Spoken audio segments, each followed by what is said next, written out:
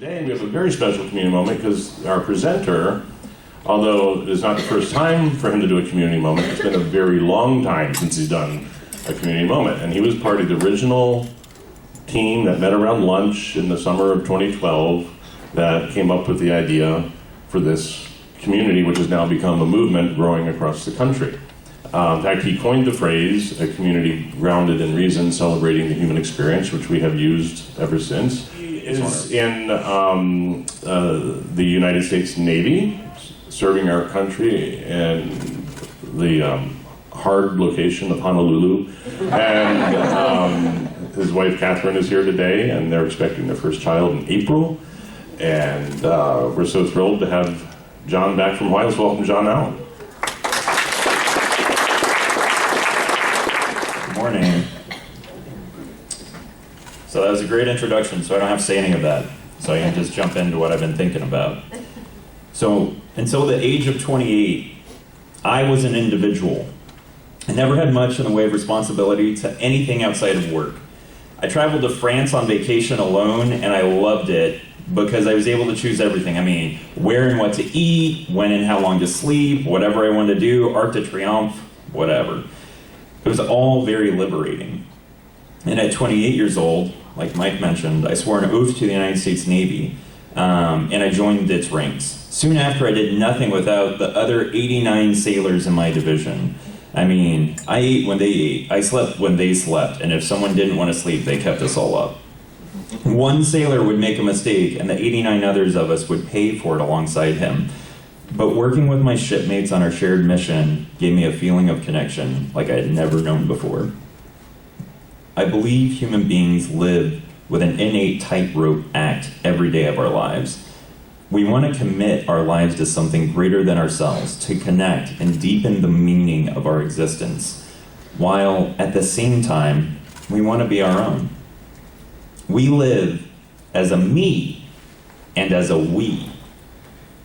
When I regularly attended organized religion, I loved connecting as a we. I loved singing songs together, discussing the text, and hearing everyone's viewpoints, and generally sharing life together. But the trouble for me was the oversimplification, the assimilation.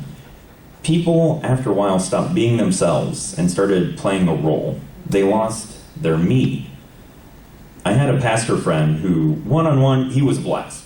I mean, he was witty, intelligent, outgoing, funny, quirky, and he had a great voice. But whenever he stood up to preach, he disappeared. The man I knew vanished. The role came out, the mask came on, and a softer, calmer voice was there. So we all play roles in our lives, some longer than others, but these roles are just a piece of our individual me's. Now, I've read we're much more than a single me. We're kind of a United States of me.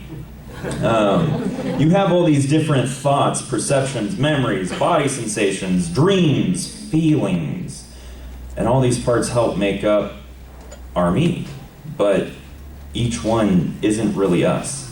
Instead of saying, I am lonely or I am sad, I really should remember that I actually feel lonely or I feel sad.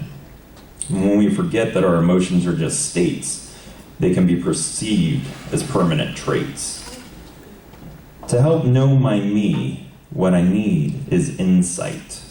Knowledge of myself and self-awareness when it comes to my memories, body sensations, thoughts, perceptions, dreams, feelings.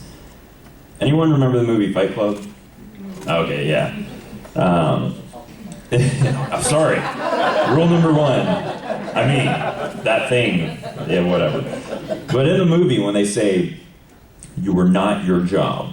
You are not how much money you have in the bank. You are not the car you drive. You're not the contents of your wallet. And you are not your khakis. All right, well, that scene gets a little dark. But I'd like to tell you this morning, you are not that mistake you're constantly reminding yourself of. You are not what you think other people think of you. And you're not even that feeling that you're feeling right now. That feeling will pass. This is a huge thing for me and the people I work with, and for anyone who has ever experienced trauma or massive stress, such as people involved in situations of abuse or those returning from combat. If we let ourselves define our me in these narrow slices, judging our entire existence on tiny fractions of our lives, we'll lose out on who our me really can be. With insight, we can discover and be the me we've always wanted to be. With empathy, we can better connect and enjoy our natural wiring for we. So the brain is set up for interpersonal integration. Just as the brain has many parts, left, right, forward, and back, and all are made to work together, each individual brain is made to relate with the brain of each person we interact with. Interpersonal integration means that we honor and nurture our differences while cultivating our connections with one another. People are more important than beliefs. If I get wrapped up in my own me or my own beliefs, I'll miss out on what my brain naturally wants most. You, plus me, we. My brain wants connection. I want to do life alongside others and experience the joys and challenges of life with them. My brain wants empathy. So now at 31, I'm joining one of the biggest we's I could ever hope to join. Soon, I'll be a dad. My empathy may soon be called on more than ever before. I will soon get to experience the frustration of learning to communicate for the first time. I will get to see the joy and feeling felt and understood by another person. I know I'll experience sleep deprivation, possible bouts of isolation, the wonders of the human digestive system, and many, many other things as a rookie dad. But I really am excited to use my insight to be a better me, and use my empathy to connect with my family so that we can be a better we. Any human relationship, whether it's family, friends, romantic, or otherwise, is made up of healthy individuals connecting with others. To become a part of a well-functioning we, a person needs to remain an individual me. Just as I don't want my kid to grow up to be only right-brained or left-brained, I also don't want them to be only individualistic, leaving them selfish and isolated, or only relational, leaving them needy, dependent, and vulnerable to unhealthy relationships. I realize all this talk of insight, empathy, the influence we have over ourselves and the influence we have over others can feel intimidating at times. The good news is that it isn't all on you. It's also on, well, you, and me, and you, and you.